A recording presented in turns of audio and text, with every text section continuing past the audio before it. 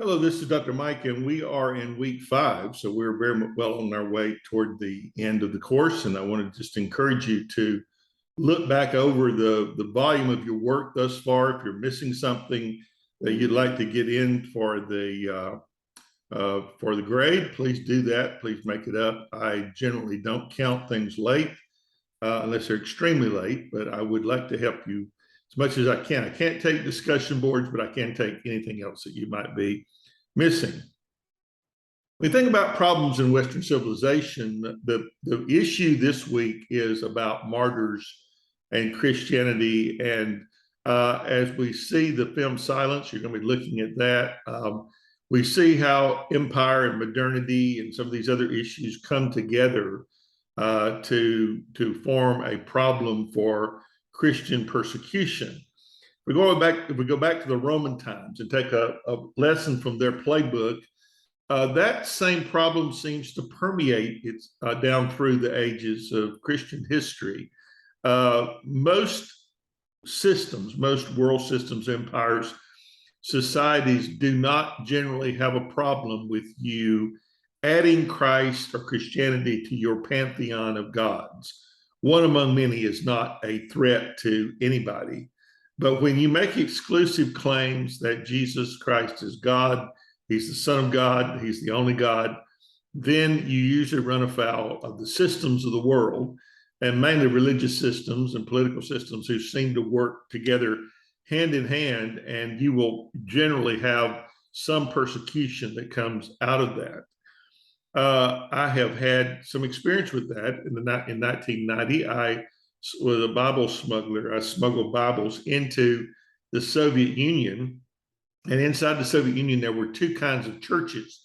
There were state churches, which were allowed to operate because they encouraged people to obey the government, to do what they were asked, to not, make waves, and really not to believe very much. And so lots of people performed in the state church, and I'm sure there were a lot of Christians in the state church that, for whatever reason, were not able to leave and go out with the underground church.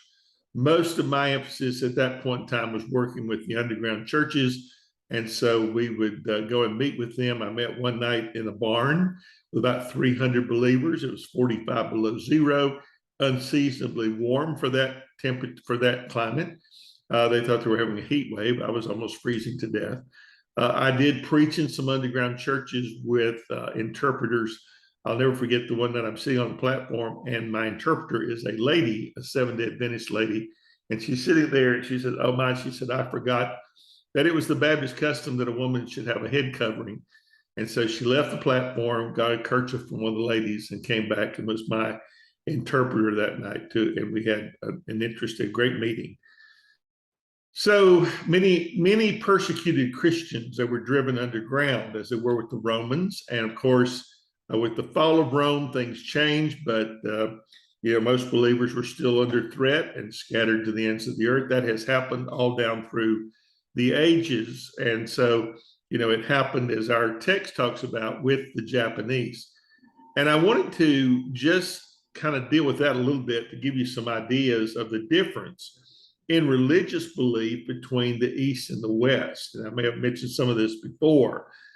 In the West, the three major religions, of course, are Christianity, Judaism, and Islam, and they all come from the same root, Abraham in the Old Testament, and they will have the same kind of viewpoint of the world. It's a much more linear viewpoint, a much more horizontal view, that there is a past, a present, and a future. That's what we've been brought up to believe. There are ideas of making progress, that we are moving forward, that we're somehow getting ahead, that we're doing something that's positive. In the East, the religions there have a very different viewpoint. Hinduism, Buddhism, Shintoism, Taoism, Confucianism, all the others, they tend to have a circular view. You come into the world, you are, depending on the karma, the good things that you do, you are actually, maybe in the next life, you go back and you reincarnate, you come back, and in the next life, you're either a little higher up on the level or a little lower, and you keep doing that through the revolutions until you reach the ultimate, which is to join the energy of the universe. There is no heaven, there's no resurrection, there is no body. You just become one with the universe. So Christianity is very difficult to share and to get across in Eastern countries. And when Christians made converts in places like Japan, it was so contrary. It wasn't about one among many. It was about having a definitive God, a personal God, a book, a Bible that says that there is exclusivity in Christianity, and this was very concerning to the Eastern peoples.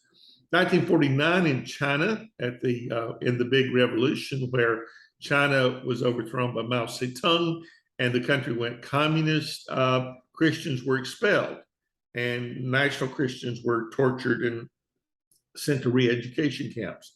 If you remember the story of Billy Graham's mother, she grew up a missionary kid in China. Her father was a doctor, and they were forced out of China in 1949 and had to leave.